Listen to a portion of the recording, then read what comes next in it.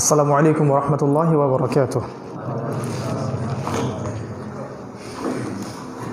ইন্নাল হামদুলিল্লাহ নাহমাদুহু ওয়া নাস্তাঈনুহু মান ইয়াহদিহিল্লাহু ফালা মুদিল্লা লাহু ওয়া মান ইউদ্লিল ফালা হাদিয়া লাহু ওয়া নাশহাদু আন লা ইলাহা ইল্লাল্লাহ ওয়াহদাহু লা শারীকা লাহু ওয়া নাশহাদু আন্না মুহাম্মাদান আবদুহু ওয়া রাসূলুহু আম্মা বা'দ।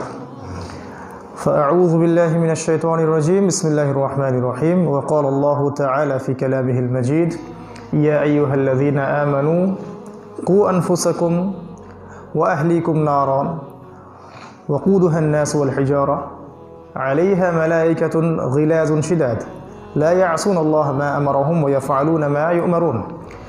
وقال رسول الله صلى الله عليه وسلم إن الله يرفع بهذا الكتاب أقواما ويضع به الآخرين القرآن حجة لك أو عليك.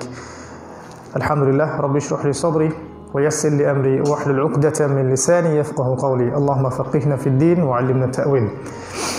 الحمد لله যাবতীয় প্রশংসা শুকরিয়া গুণগান একমাত্র মহিয়ান ও গরিয়ান আল্লাহ সুবহানাহু ওয়া তাআলার জন্য, যে আল্লাহ সুবহানাহু ওয়া তাআলা ছাড়া ইবাদতের যোগ্য কোনো দ্বিতীয় হক মাবুদ নাই, যিনি আমাদেরকে সৃষ্টি করেছেন, আমাদেরকে রিজিক দিয়েছেন,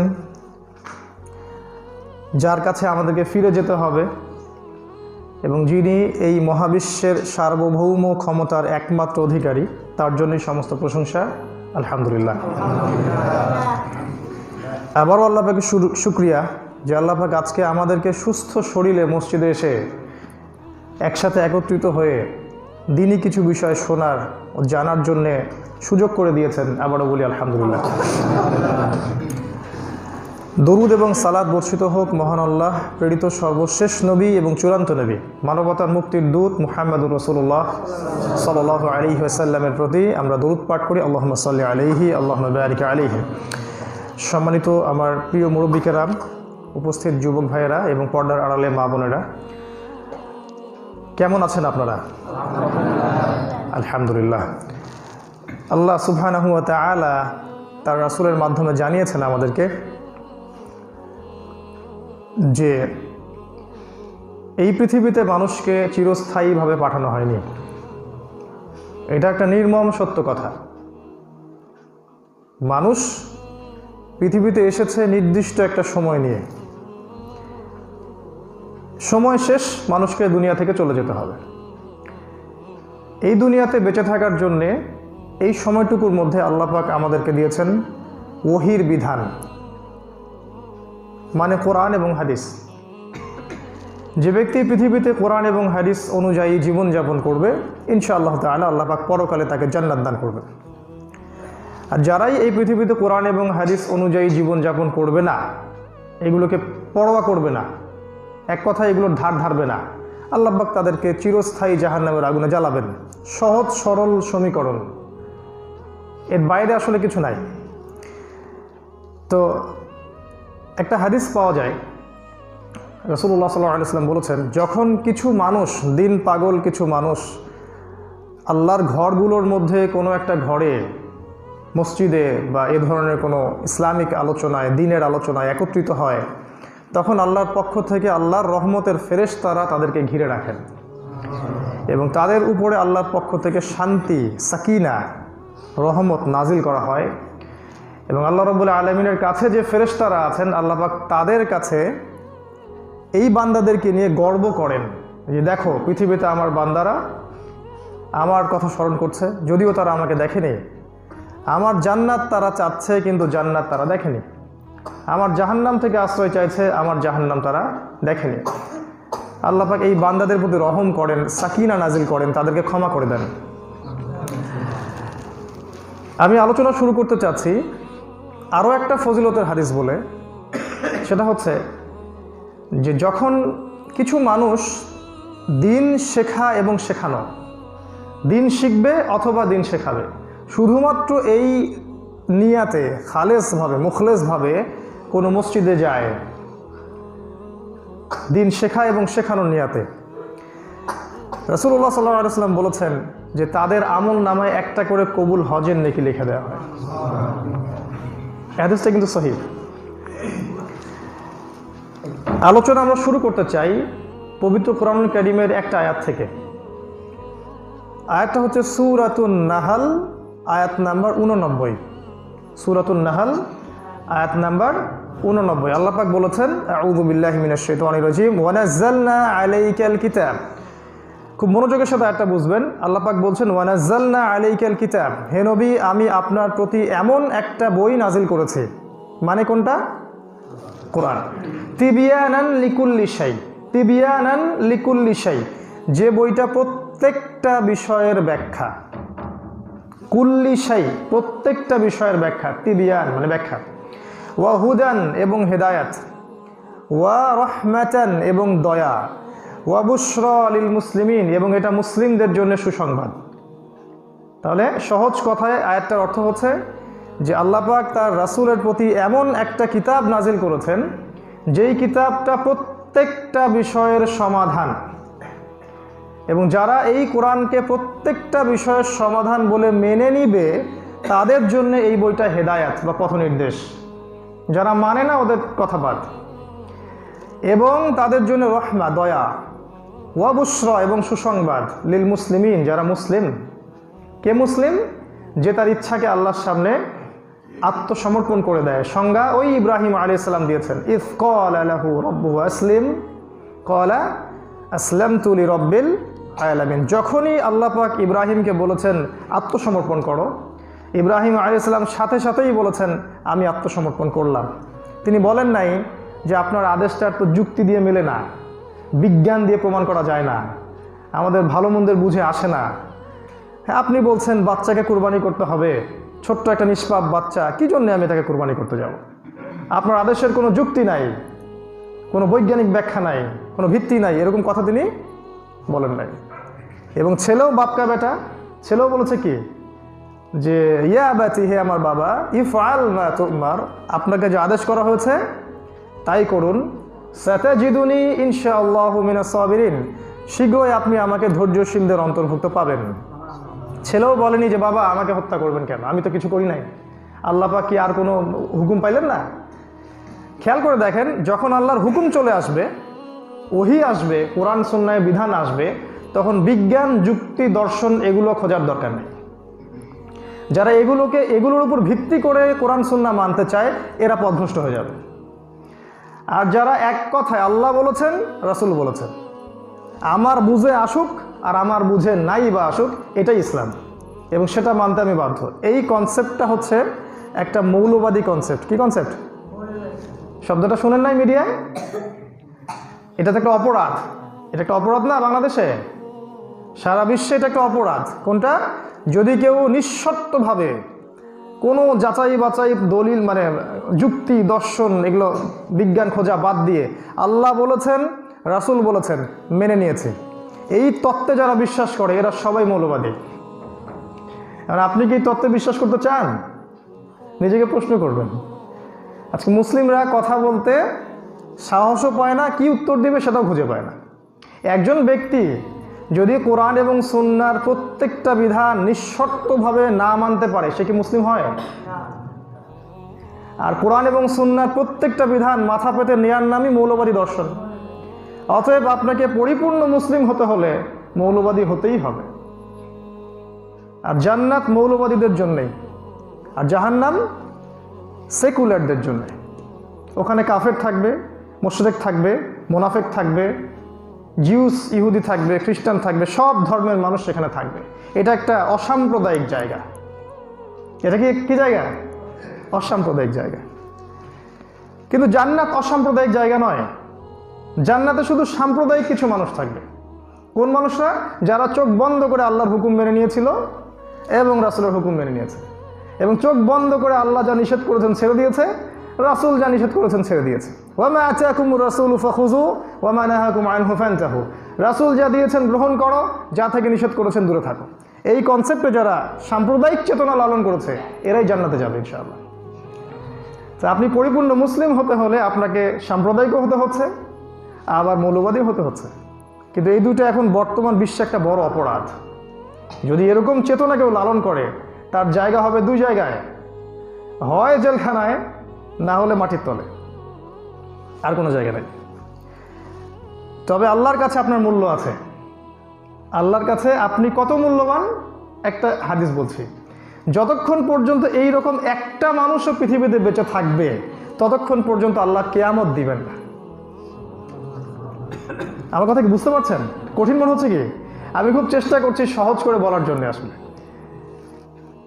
তো যাই হোক, তো আল্লাহ এবং তার রাসূল কোরআন এবং সুন্নাহ আমাদেরকে যা দিয়েছেন এটার সামনে আগে আত্মসমর্পণ করতে হয়। যে আত্মসমর্পণ করতে পারবে সে হচ্ছে পরিপূর্ণ মুসলিম। শুধু নাম আব্দুল্লাহ, আব্দুর রহমান, নাম হচ্ছে মুহাম্মদ এরকম হলেই প্রকৃত মুসলিম কেউ হতে পারবে না। আজকে একটা বিষয়ের দিকে আপনাদেরকে দৃষ্টি নিবদ্ধ করাবো। সব কিছু হয়তো বলার সময় একদিনে পাওয়া যায় না।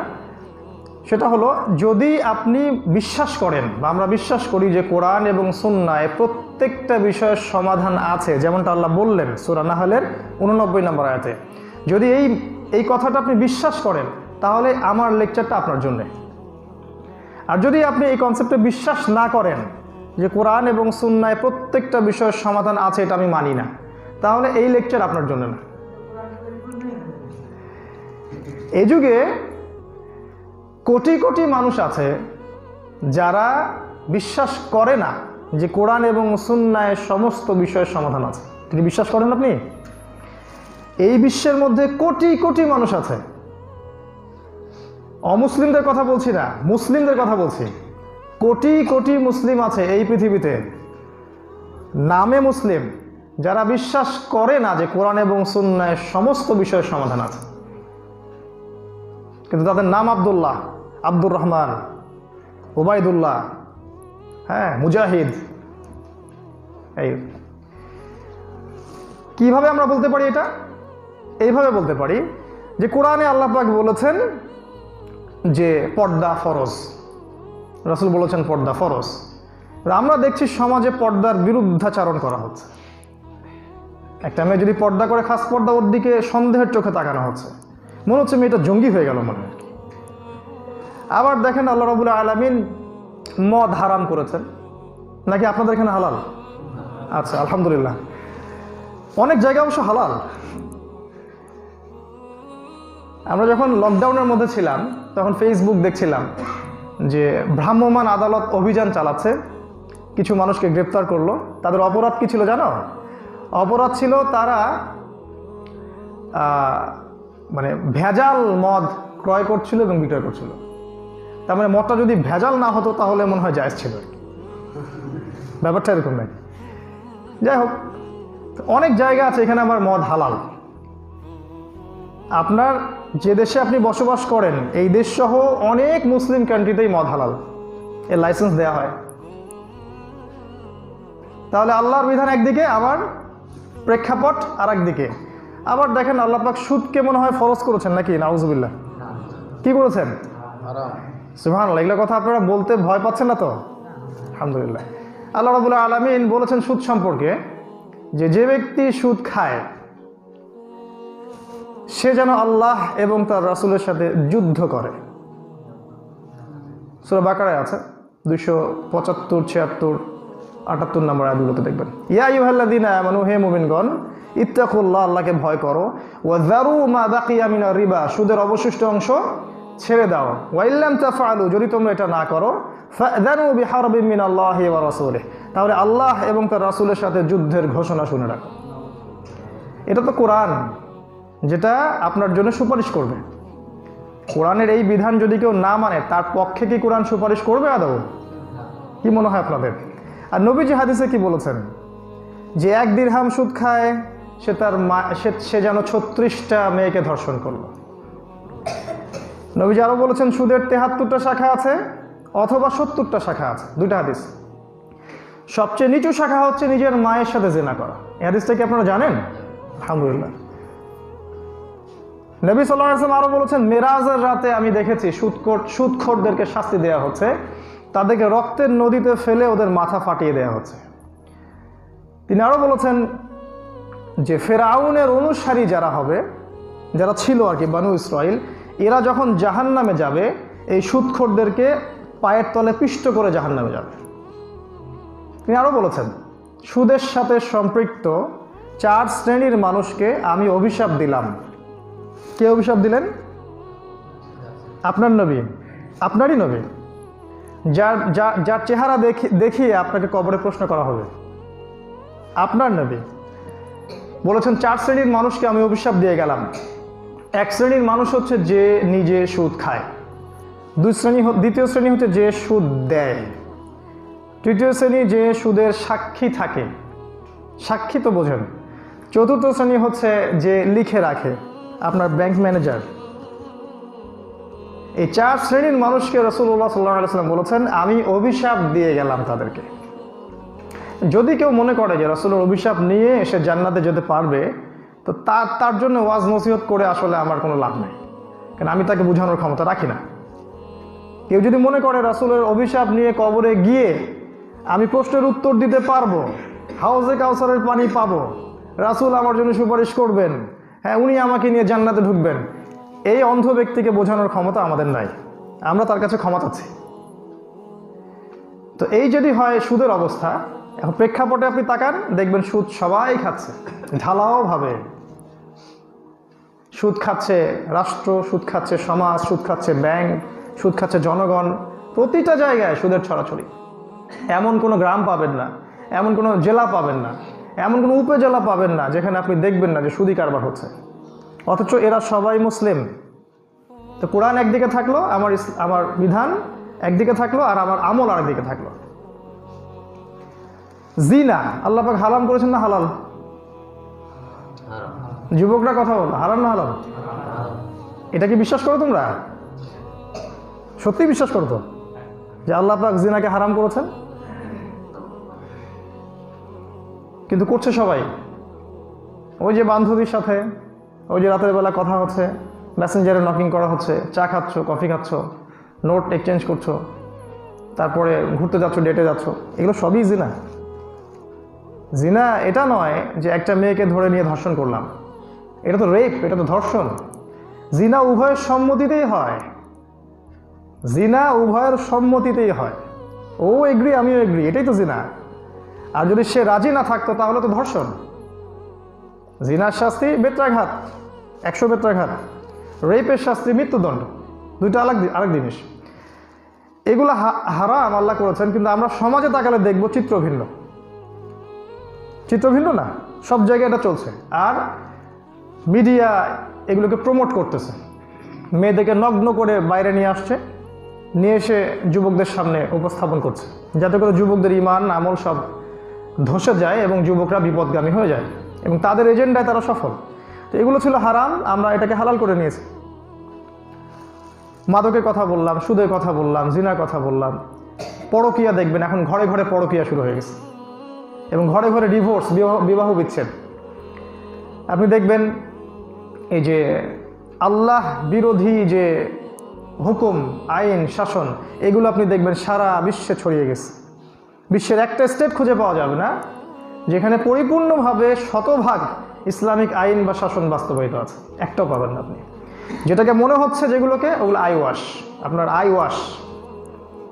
যারা করছে ওরা ভিতরে ভিতরে আবার ইসরায়েলের সাথে বন্ধুত্বও করছে। এতগুলো কথা যে বললাম, একটা বিষয় আপনাকে বোঝাতে যাচ্ছি খালি, যে আল্লাহর বিধানগুলোর সামনে যদি আমরা আত্মসমর্পণ করতে না পারি, আমরা পরিপূর্ণ মুসলিম হতে পারিনি।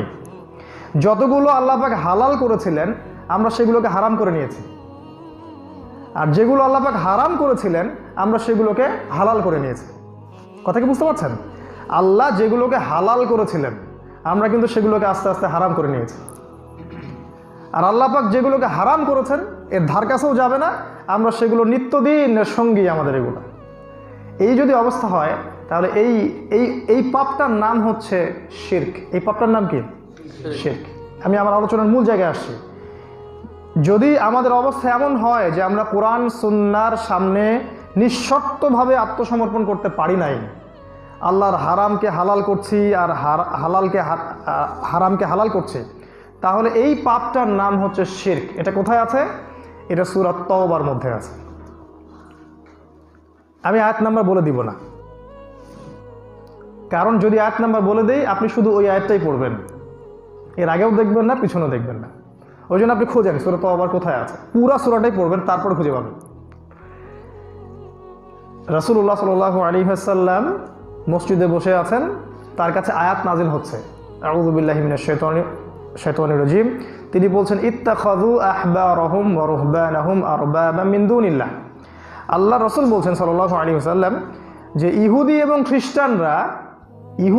খ্রিস্টানরা তাদের পাদ্রী, তাদের দরবেশ, তাদের রাষ্ট্রনেতা, সমাজনেতা এদেরকে রবের আসনে বসিয়েছিল। তো এই আয়াতটা যখন তিনি তেলাওয়াত করছেন, সামনে বসা ছিলেন আদি ইবনে হাতেম নামে একজন ব্যক্তি, তিনি পরে ইসলাম কবুল করে মুসলিম হন। তিনি বলছেন, ইয়া রাসূলুল্লাহ, আমি তো একজন খ্রিস্টান, কই আমরা তো আমাদের পাদ্রী দরবেশ এদেরকে রবের আসনে কখনো বসাই না, আমরা তো ওদের ইবাদত করি না, আমরা তো ওদেরকে সেজদা করি না, আমরা ওদের সামনে নজর মান্নত করি না, আমরা ওদের জন্য কোরবানিও করি না, কিছুই করি না। তাহলে আপনাকে আল্লাহ পাক যে বলছেন যে ইহুদি এবং খ্রিস্টানরা তাদের এই যে দরবেশ পাদ্রী এদেরকে রবের আসনে বসিয়েছে, এর ব্যাখ্যা কি? তখন নবী সাল্লাল্লাহু আলাইহি ওয়াসাল্লাম বললেন যে তারা আল্লাহর হালালকে হারাম করে আর তোমরা সেটাকে মেনে নাও না, আর তারা আল্লাহর হালালকে হারাম করে দেয়, তোমরা সেটাকে মেনে নাও না। আদি ইবনে হাতেম বলেন, হ্যাঁ এটা তো করি, বালা ইয়া রাসূলুল্লাহ, এটা আমরা ঠিক করি। তখন নবী সাল্লাল্লাহু আলাইহি ওয়াসাল্লাম বললেন যে তিলকা ইবাদাতুহুম, এটাই ওদের ইবাদত করা। আমি কি বুঝাতে পারছি? যদি কেউ আল্লাহর হালালকে হারাম করে আর হারামকে হালাল করে এবং জনগণ বা অনুসারীরা যদি মেনে নেয়, তাহলে তারা আল্লাহর সাথে শিরক করেছে। একটা পড়ে দেখবেন, ইত্তাখাযু আহবারহুম ওয়া রুহবানাহুম আরবাবাম মিন দুনিল্লাহ ওয়াল মাসীহ ইবনে মারইয়াম, এবং মাসীহ ইবনে মারইয়ামকেও তারা রবের আসনে বসিয়েছিল। ওয়া মা উমিরু ইল্লা লিয়াবুদু ইলাহান ওয়াহিদা, কিন্তু ওদেরকে আদেশ করা হয়েছিল তারা যেন এক আল্লাহ ছাড়া কারো ইবাদত না করে। সুবহানাহু ওয়া তাআলা, তিনি হচ্ছেন মহাপবিত্র সত্তা। লা ইলাহা ইল্লাহু, তিনি ছাড়া কোনো ইলাহ নাই। আম্মা ইউশরিকুন, তারা যে শিরক আল্লাহর সাথে করছে এ থেকে আল্লাহ পাক মুক্ত। তাহলে আল্লাহ পাক বুঝাচ্ছেন এই আয়াতে এই হালালকে হারাম করা আর হারামকে হালাল করে নেওয়া হচ্ছে শিরক। এবার আসেন আরেকটা হাদিস শোনাই, খুব মনোযোগ দিয়ে শোনেন। রাসূলুল্লাহ সাল্লাল্লাহু আলাইহি ওয়াসাল্লাম বলেছেন, কিয়ামতের মাঠে যখন সমস্ত মানুষ উঠবে, তখন আল্লাহ পাক আদম আলাইহিস সালামকে ডাকবেন, ডেকে বলবেন যে তোমার সন্তানদের মধ্য থেকে জাহান্নামীদেরকে আলাদা করে দাও। আদম আলাইহিস সালাম বলবেন যে কতজনকে, হে আল্লাহ, কতজনকে আলাদা করে দিব? আল্লাহ পাক বলবেন যে 1999 জনকে আলাদা করে দাও। নাউযুবিল্লাহ, বুঝতে পারলেন? 1999 জন মানুষকে আলাদা করে দাও। এই হাদিসটা শোনার পরে সাহাবীগণ ঘামতে থাকলেন এবং দরদর করে কাঁদতে থাকলেন। নবী সাল্লাল্লাহু আলাইহি ওয়াসাল্লাম সান্ত্বনা দিয়ে বললেন যে ওই 999 জন হচ্ছে ইয়াজুজ এবং মাজুজের মধ্য থেকে হবে, এবং একজন এটা হবে আমার উম্মতের মধ্যেই বেশি। এরপর তারা সন্তুষ্ট হলেন, আর ঠিক আছে তাহলে আলহামদুলিল্লাহ। এই হাদিসটা বুঝতে পারছেন যে 1999টা মানুষ কোথায় যাবে? জাহান্নামে যাবে। একটা কথা বলে রাখি যে ইয়াজুজ আর মাজুজও মানুষ, তারাও মানুষ, তারা কোনো ওই হলিউডের কোনো প্রাণী না যারা এসে একদম পাহাড়টা আর ভেঙে ফেলবে, ওই যে তোমরা হলিউড মুভিতে যেগুলো দেখো আর কি, এইরকম কোনো ক্রিয়েচার না, তারাও মানুষ আমাদের মতো, হিউম্যান বিইং। ওইটা আমাদের টপিক না, আজকে ওইদিকে যাচ্ছি না। এবার আরেকটা আয়াত শোনেন, সূরা নিসার মধ্যে আল্লাহ পাক বলেছেন, ইন্নাল্লাহা লা ইয়াগফিরু মান ইউশরাকা বিহি, তাই না আয়াতটা? ওয়া ইয়াগফিরু মা দুনা যালিকা লিমান ইয়াশা, নিশ্চয়ই আল্লাহ পাক তার সাথে শিরিকের গুনাহ ক্ষমা করবেন না। এই শিরিক বাদ দিয়ে আল্লাহ পাক যে কোনো গুনাহ যাকে ইচ্ছা ক্ষমা করতে পারেন।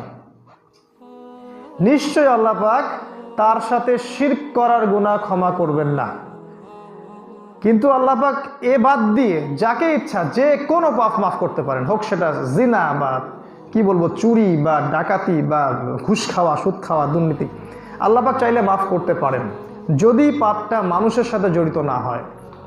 কারণ মানুষের সাথে জড়িত হলে তার সাথে ক্ষমা নিতে হবে, ওর হক বুঝাই দিতে হবে। আল্লাহ পাক যদি এতই দয়ালু হন, আল্লাহ পাক যদি এতই দয়ালু হন যে শিরিক ছাড়া সমস্ত পাপ তিনি মাফ করতে রাজি থাকেন, তাহলে কেন 1999টা মানুষ জাহান্নামে যাবে? উত্তর দেন এখন। ভ্যালিড প্রশ্ন না? ভালো প্রশ্ন না এটা? আল্লাহ পাক যদি এতই দয়ালু হন, যদি ঘোষণা করলেন শিরক ছাড়া যে কোনো পাপ আমি যাকে ইচ্ছা মাফ করে দেব। হাদিস আল্লাহ পাক বলছেন, হে আদম সন্তান, আকাশ জমিন সমান পাপ নিয়ে যদি আমার সাথে সাক্ষাৎ করো, আমি তোমার সামনে আকাশ এবং জমিনের সমান ক্ষমা নিয়ে সাক্ষাৎ করব। শিরিক তোমার আমল নামায় না থাকলে আমি তোমাকে মাফ করে দেব। তোমার আমল নামায় শিরিক না থাকলে আমি তোমাকে মাফ করে দেব ইনশাআল্লাহ। যে ব্যক্তি হৃদয় থেকে তাওহীদের স্বীকৃতি দিবে, লা ইলাহা ইল্লাল্লাহ, ইনশাআল্লাহ তাআলা একদিন না একদিন সে জান্নাতে যাবে। তাই যদি হয় তাহলে কেন 999টা মানুষ জাহান্নামে যাবে? উত্তর বলেন, কি হবে? কে বলতে পারবেন? বুঝতে পারেন নাই? উত্তর হচ্ছে এই, নিঃসন্দেহে ওই 999 জন মানুষের আমল নামায় একটা পাপ থাকবে, কমন পাপ। সেই পাপটা কি? এবার বুঝতে পারছেন? এছাড়া যদি অন্য কোনো পাপ থাকতো, আল্লাহ পাক চাইলে কি মাফ করতে পারতেন না? পারতেন। তার মানে বোঝা যাচ্ছে তাদের আমল নামায় মূল কোন পাপটা থাকবে? শিরক। শিরক চিন্তায় হয়, চিন্তার মধ্যে শিরক হয়, আকীদায় শিরক হয়, আমলে শিরক হয়, কথার মধ্যে শিরক হয়, ইসলামের কাছে পূর্ণ আত্মসমর্পণ না করলে শিরক হয়, এবং আল্লাহর হালালকে হারাম করলে শিরক হয়, আল্লাহর হারামকে হালাল করলেও শিরক হয়। শিরক ব্যক্তি পর্যায়ে হয়, পরিবারে শিরক হয়, মসজিদের ভিতরেও শিরক হয়, মানুষকে দেখানোর জন্য নামাজ পড়লে এখানেও শিরক হয়, মাজারে শিরক হয়, নজর মান্যতে শিরক হয়, দোয়ার ক্ষেত্রে শিরক হতে পারে, তাবিজ কবতে শিরক হতে পারে, জাদু টোনায় শিরক হতে পারে, শিরকের ছড়াছড়ি আছে। এমনকি শিরক ব্যক্তি পর্যায়ে হয়, পরিবারে হয়, সমাজেও হয়, শিরক রাষ্ট্রীয় পর্যায়ে হয়। কারণ পরিবারের লোকজন আল্লাহর হালালকে হারাম করে না, আর আল্লাহর হারামকে হালাল করে নেয় না। রাষ্ট্র থেকে আল্লাহর হালালকে হারাম করে দেয়া হয় এবং আল্লাহ পাকের হারামকে হালাল করে দেয়া হয়। আমরা সতর্ক করব আপনাদেরকে প্রথমে আজকে, যে আমল নামায় যে পাপ আছে শিরকের পাপ যেন কোনোদিনও আমল নামায় ঢুকাবেন না। শিরকের পাপ থেকে তওবা না করে কেউ যদি মারা যায়, কোরআন এবং হাদিসের শক্ত দলিল যে সে ব্যক্তির জাহান্নামে যাওয়ার সম্ভাবনা 99%। আমাদের নবী মুহাম্মদ সাল্লাল্লাহু আলাইহি ওয়াসাল্লামকে আল্লাহ পাক বলেছেন, লা ইন আশরাকতা, ইভেন তুমি যদি শিরক করো, হে নবী তুমি যদি শিরক করো, লা ইয়াহবাতান্না আমালুকা, তোমার আমলও আমি কিন্তু ধ্বংস করে দেব। সেখানে আমি আপনি কোনো সাবজেক্ট নাকি? আজকে আমি একটা শিরকের কথা খালি বলছি, যদি আপনি কোরআন এবং সুন্নাহকে সমস্ত সমাধানের উৎস বলে মেনে না নিতে পারেন, তাহলে আপনি শিরকের মধ্যে আছেন। আমার কথা কি বুঝতে পারছেন? কোরআন এবং সুন্নাহ সমস্ত বিষয়ের সমাধান, এই কনসেপ্ট যদি আপনার মাথায় পরিষ্কার না থাকে, আপনি আমল করতে পারেন আর না পারেন, প্রতিষ্ঠা করতে পারেন আর না পারেন, বিশ্বাসে যদি না থাকে যে কোরআন এবং সুন্নাহয় প্রত্যেকটা বিষয়ের সমাধান, তাহলে আপনি মুশরিক। কাফির তো আছেই, মুশরিক। আল্লাহ রাব্বুল আলামিন এই কোরআনের মধ্যে একটা আয়াত বলেছেন, যেটা আজকের আমাদের এই লেকচারের অন্যতম একটা টপিক। সেটা হলো সূরা তাহরিমের 6 নম্বর আয়াত। যেহেতু এখানে মা বোনরা আছেন, এখানে যুবকরা আছেন, বৃদ্ধরা আছেন, এই জন্য আমি এই আয়াতটাকে নিয়ে কিছুক্ষণ কথা বলে শেষ করবো ইনশাআল্লাহ। আল্লাহ পাক সূরা তাহরিমের 6 নম্বর আয়াতে বলেছেন, ইয়া আইয়ুহাল্লাযীনা আমানু, হে তোমরা যারা ঈমান এনেছ, মুমিনগণ, কু আনফুসাকুম, নিজেকে বাঁচাও, ওয়া আহলিকুম, তোমার পরিবারকে বাঁচাও, নারান, আগুন থেকে, জাহান্নামের আগুন থেকে। তুমি নিজে বাঁচো এবং পরিবারকে জাহান্নামের আগুন থেকে বাঁচাও। আলাইহা মালাইকাতুন গিলাযুন শিদাদ, যেই ওই জাহান্নামে কঠোর মনের ফেরেশতারা আছেন। কু আনফুসাকুম ওয়া আহলিকুম নারা, নিজে বাঁচো, পরিবারবর্গকে জাহান্নামের আগুন থেকে বাঁচাও। ইয়াকুদুহান নাসু ওয়াল হিজারা, যেখানকার ইন্ধন হবে মানুষ এবং পাথর। আলাইহা মালাইকাতুন গিলাযুন শিদাদ, যেখানে আছে কঠোর হৃদয়ের ফেরেশতারা। লা ইয়াসুনাল্লাহা মা আমারহুম ওয়া ইয়াফআলুনা মা ইউমারুন, তারা আল্লাহর আদেশ পালনে বিন্দু মাত্র ত্রুটি করবে না। তাদেরকে আল্লাহ পাক যা আদেশ করবেন তারা তাই করবে। তাদের মনের মধ্যে কোনো দয়া, কোনো মায়া আল্লাহ পাক সৃষ্টি করেননি। যখন মায়ের হবে, আযাব হবে, তারা যাররা পরিমাণও তার প্রতি দয়া মায়া করবে না। এটা বলতে যাচ্ছেন আল্লাহ পাক। এখানে আপনার আমার জন্য মেসেজ কি? নিজে বাঁচো, জাহান্নামের আগুন থেকে পরিবারকে বাঁচাও। আমরা অনেক কথা বলি, বিশ্বে ইসলাম কায়েম করব, দেশে ইসলাম কায়েম করব, ইসলামিক হুকুমত, শরীয়ত, ইসলামী অর্থনীতি, রাজনীতি, বহু বড় বড় লেকচার আমরা দেই। বাস্তবতা হচ্ছে, আমার অভিজ্ঞতা থেকে বলছি, বাস্তবতা হচ্ছে পরিবারের মধ্যে ইসলাম নাই। এটাই বাস্তবতা। পরিবারের মধ্যে, আমাদের যে পরিবারগুলো আছে, এই পরিবারগুলোতে আমরা পরিপূর্ণ ইসলাম কায়েম করতে পারি না। আপনি বিশ্বাস করেন আর নাই বা করেন, মানেন আর নাই বা মানেন, বাস্তবতা আসলে এটাই। আমি আপনাকে আজকে বলছি ইনশাল্লাহ কিছু টিপস, কিছু কৌশল, যেভাবে আপনি আদর্শ পরিবার গঠন করতে পারেন, এবং কিছু নেগেটিভ সাইড যেগুলো আপনার পরিবার থেকে না সরাতে পারলে আপনি আদর্শ পরিবার গঠন করতে পারবেন না, নিজেও বাঁচতে পারবেন না, পরিবারকেও বাঁচাতে পারবেন না।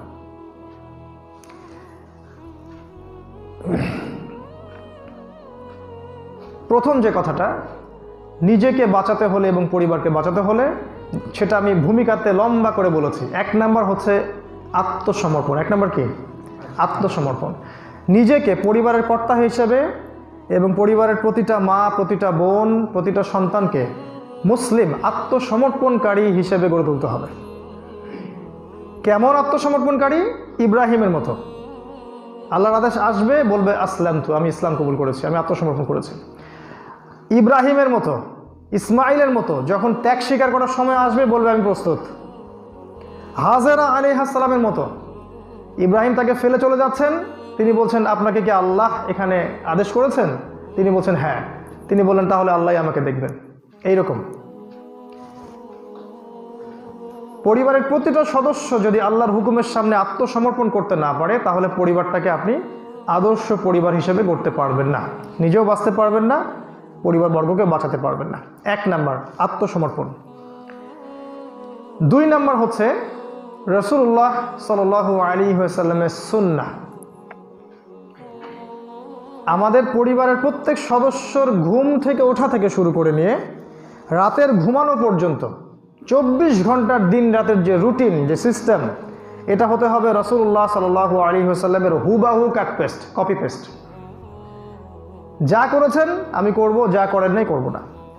ঘুম থেকে ওঠার সময় যে দোয়া পড়া, সুন্নাহ।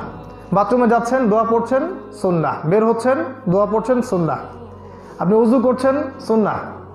ওই সুন্নাহ মতো নামাজ পড়লেন, সুন্নাহ মতো আপনি জিকির আজগার করলেন, সুন্নাহ মতো আপনি আপনার কাজে চলে গেলেন, ব্যবসায় গেলেন, চাকরিতে গেলেন, পড়াশোনা করতে গেলেন, সুন্নাহ মতো সমাজের মানুষের সাথে মিশছেন, সুন্নাহ মতো দিন চর্চা করছেন, সুন্নাহ অনুযায়ী আপনি আপনার রিজিকের সন্ধান করছেন, আবার সুন্নাহ মতো পরিবারের সমস্ত সদস্যদেরকে ইসলামের দিকে নিয়ে আসছেন, এবং রাতের বেলা আবার যখন বাসায় ফিরে আসছেন তখনও এসে আপনি ওই সুন্নাহ মতো বিছানা ঝাড়ছেন, আপনি পরিবারকে সময় দিচ্ছেন, খাচ্ছেন, উঠছেন, বসছেন, চলছেন, ফিরছেন, সব কিছু। এক কথায় শুরু থেকে শেষ পর্যন্ত, একটা দিনের শুরু থেকে শেষ পর্যন্ত, প্রতিটা দিন, প্রতিটা রাত, আপনার পুরো জীবন রাসূলুল্লাহ সাল্লাল্লাহু আলাইহি ওয়াসাল্লামের সুন্নাহ মতো না চললে পরিবার আদর্শ পরিবার হবে না। এখন কিভাবে এটা সম্ভব? এটা জানার জন্য সুন্নাহ ভিত্তিক যে বইগুলো আছে, সকাল সন্ধ্যার 24 ঘন্টার সুন্নতি আমল, এই বইগুলো কালেক্ট করেন, বাসায় পড়েন এবং পড়ান। লেকচারে তো এত কিছু বলা সম্ভব না। 3 নাম্বার, আপনার পরিবারের মধ্যে আল কোরআনের হক যেন আদায় করা হয়। কোরআন যেন আপনার বাসায় অবহেলিত হয়ে না পড়ে থাকে। কোরআনের হক কীভাবে আদায় করবেন? কোরআনের হক আদায় করতে 6টা কাজ করতে হয়। 6টা, কয়টা? 6টা। 1 নাম্বার, বাড়ির প্রত্যেক সদস্য যেন বিশুদ্ধ করে কোরআন পড়তে জানে। যে বাড়ির সদস্যরা বিশুদ্ধ করে কোরআন তেলাওয়াত করতে জানে না, সেই বাসায় আল্লাহর বারাকা থাকে না, কারণ সেই বাসায় নিয়মিত কোরআনের তেলাওয়াত হয় না। যে জায়গায় নিয়মিত আল্লাহর কিতাবের তেলাওয়াত হয় না, সেখান থেকে বারাকা উঠে যাবে, আল্লাহর রহমত উঠে যাবে, সেখানে শয়তান জায়গা করে নেবে। পরিবারে দেখবেন ঝগড়া, ফাসাদ, কলহ, হিংসা, গীবত, তহমত, অশান্তি, কারণ ওখান থেকে কোরআন উঠে গেছে। 1 নাম্বার, কোরআনের তিলাওয়াতটা চালু করেন পরিবারে। যদি বয়স কম থাকে দ্রুত শিখেন, বয়স বেশি থাকলেও আস্তে আস্তে শিখেন, কিন্তু শেখেন। নিয়াত করেন যে আগামী রমাজান আসার আগেই আমি আল কোরআনের তিলাওয়াতটা শিখে ফেলবো ইনশাআল্লাহ। যদি তিলাওয়াত করতে জানেন আরও ভালো করে শিখেন। 2 নম্বর হচ্ছে কোরআনের অর্থটা আপনার পরিবারের লোকজন যেন বোঝে। শুধু তোতা পাখির মতো তিলাওয়াত করলেই কোরআনের হক আদায় হবে না, কোরআনের অর্থটা যেন পরিবারের সদস্যরা বুঝতে পারে। 2 নম্বর। 3 নম্বর, কোরআনের যে আদেশগুলো আছে এই আদেশগুলা যেন পরিবারের সদস্যরা মেনে চলে। কোরআনের যে আদেশগুলো আছে যেমন সালাত, সওম, যাকাত, হজ, উমরা, সত্য কথা বলা, ভালো ব্যবহার, উত্তম চরিত্র, যত আদেশ আছে এগুলো যেন পরিবারের সদস্যরা মেনে চলে। 4 নম্বর, কোরআনে যত নিষেধগুলো বলা আছে যেমন শিরক করবে না, বেদাত করবে না, সুদ খাবে না, জিনা করবে না, অন্যায় করবে না, মিথ্যা বলবে না, যত রকমের নিষেধ আছে এই সমস্ত নিষেধ থেকে পরিবারের সদস্যরা যেন দূরে থাকে। 5 নম্বর, পরিবারের সদস্যরা যেন কোরআনের দাওয়াতটা মানুষের কাছে পৌঁছে দেয়। যদি কোরআনের দাওয়াত তারা মানুষের কাছে পৌঁছে না দেয় তাহলে পরিবার আদর্শ হবে না। 6 নম্বর, কোরআনের যে বিধানগুলো আছে এই বিধানগুলো বাস্তবায়নের জন্য যদি পারিবারিক চেষ্টা না থাকে, নিজের ব্যক্তি জীবন থেকে নিয়ে পরিবারের চেষ্টা না থাকে, তাহলেও কিন্তু আপনি আদর্শ পরিবার করতে পারবেন না। প্রথমটা কি বলেছিলাম?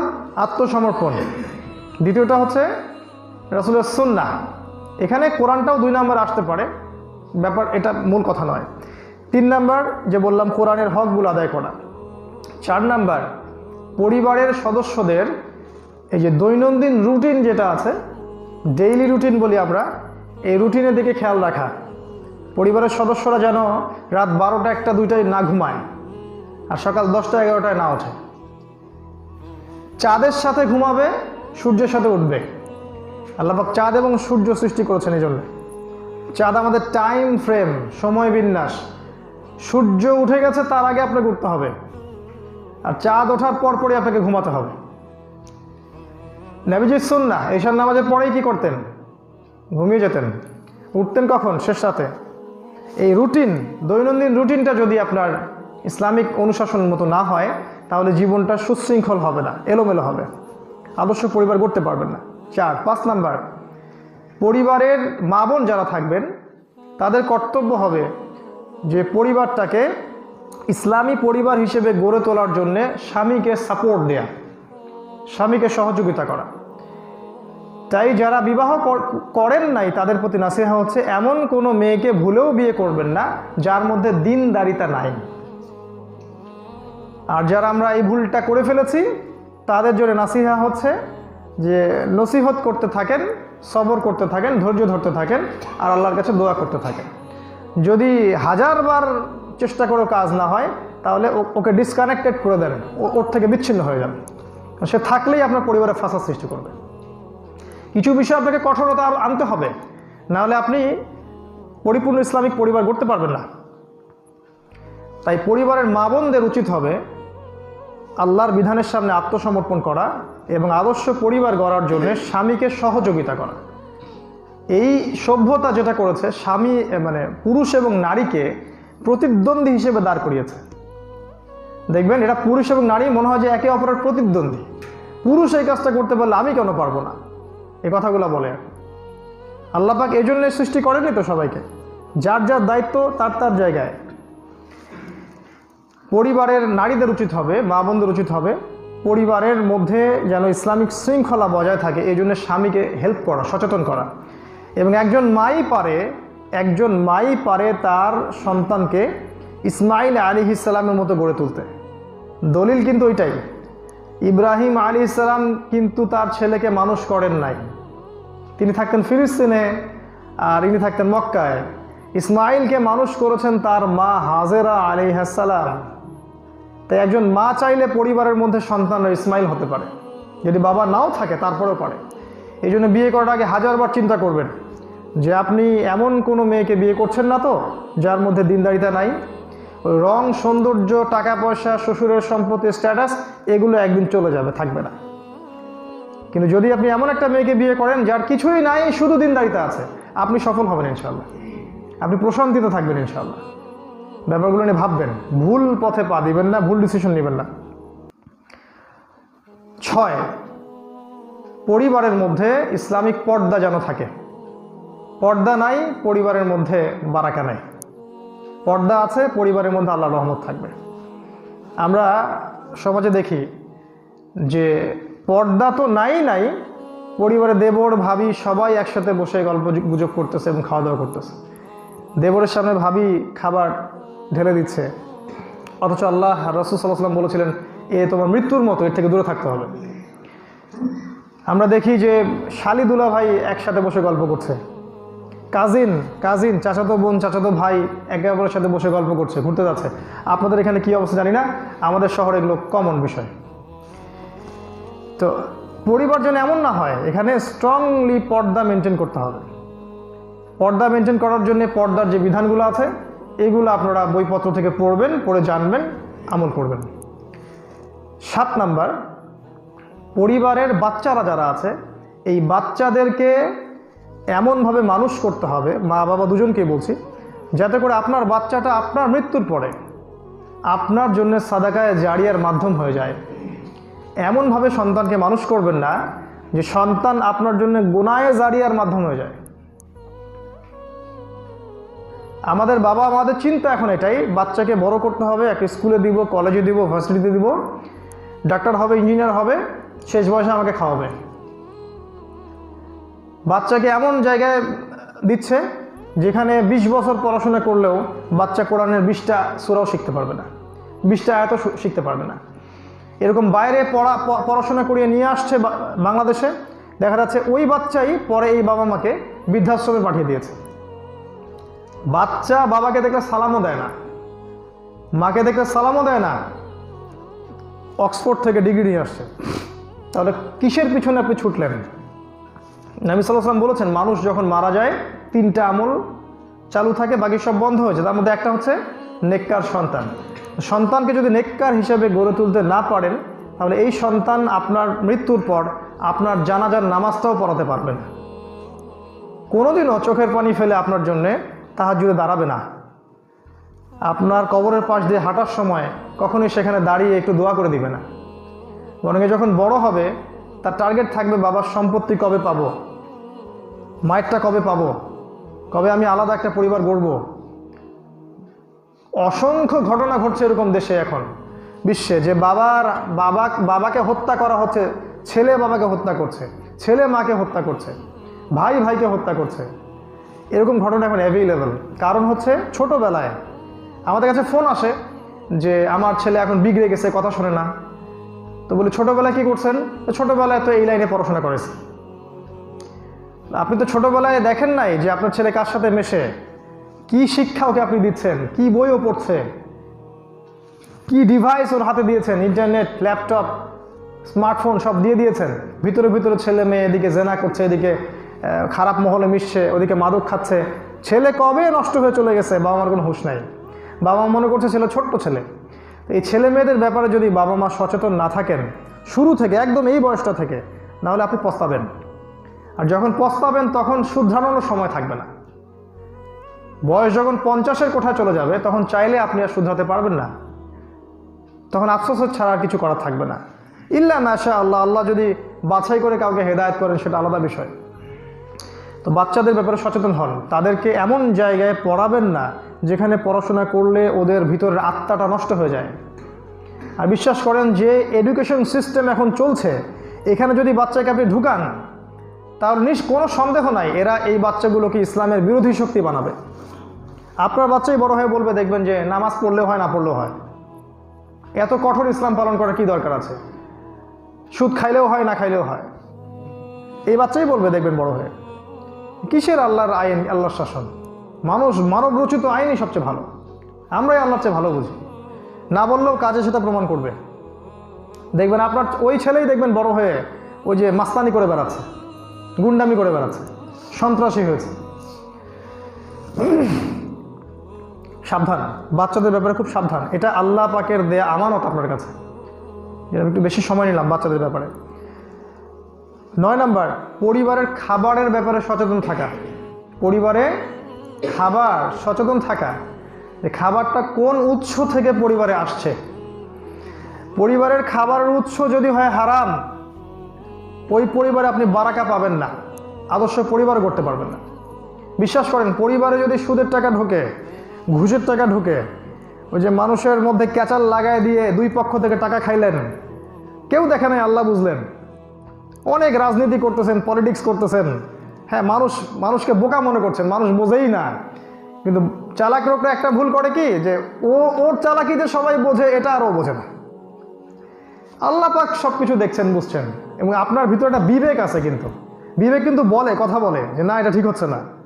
এই বিবেকের দংশনে সে ভুগবে সারা জীবন। ওই যে হারাম উৎসর টাকাটা আপনি ঘরে ঢুকালেন, টেবিলের তল দিয়ে নিয়ে আসছেন টাকাটা, ওই টাকা দিয়ে যে বাচ্চাগুলোকে মানুষ করবেন, এরা কেউ সৎসন্তান হবে না, এরা কখনো সৎসন্তান হতে পারে না, অসম্ভব। এরা ইভেন এই বাবা মারা গেলেও দেখবেন যে জানাজার নামাজে ইমামতি করতে পারবে না, দোয়া করতে পারবে না। এরা কি করবে, বড়জোর কি করবে, মসজিদের হুজুরকে ডেকে নিয়ে আসে, একটা মিলাদ দিয়ে দিবে, একটা কিয়াম দিয়ে দিবে, একটা দোয়া অনুষ্ঠান করে দিবে, শেষ, দায়িত্ব শেষ। এগুলো হচ্ছে না বাস্তবে। অতএব পরিবারের উৎস, রিজিক কোন সোর্স থেকে আসে খেয়াল রাখবেন। বিশ্বাস করেন, আপনার হারামের কোটি কোটি টাকার চাইতে হালাল কৃষিকাজের এই যে 1000 টাকা, 2000 টাকা, 5000 টাকা, 10,000 টাকা মাইনে অনেক অনেক সুখের জীবন, অনেক সুখের জীবন। আমরা সেই সব মানুষকে শ্রদ্ধা করি, তাদের জন্য দোয়া করি, এবং ইনশাআল্লাহ আল্লাহ এবং তার রাসূলও তাদের প্রতি সন্তুষ্ট থাকবেন ইনশাআল্লাহ। যারা অন্যায়ের সাথে আপোষ করে না, হারাম রিজিক থেকে বের হয়ে এসে হালাল ব্যবসা করছে, হালাল চাকরি করছে, হালাল কিছু করছে, শুধু এই জন্য যে আল্লাহ পাক হারাম করেছেন, আমি করব না, এই ব্যক্তিদের উপর আল্লাহ পাক রহম করুন, আল্লাহুম্মা আমিন। তাদেরকে এই পৃথিবীতে সাফার করতে হবে, হয়তো কষ্ট করতে হবে, কিন্তু পরকালে ইনশাল্লাহ সে জান্নাতে যাবে। একটা হাদিস বলি, আমাদের নবীজি বলেছেন যে আল্লাহ পাক এই পৃথিবীর সবচাইতে সুখী মানুষটাকে, এই পৃথিবীর সবচেয়ে সুখী মানুষ যে কখনো কোনো দুঃখ পায় নাই, একে আল্লাহ পাক কিয়ামতের দিন জাহান্নামে চুবায় নিয়ে আসবেন এবং তাকে বের করে বলবেন যে তুমি কি পৃথিবীতে কখনো সুখে ছিলা?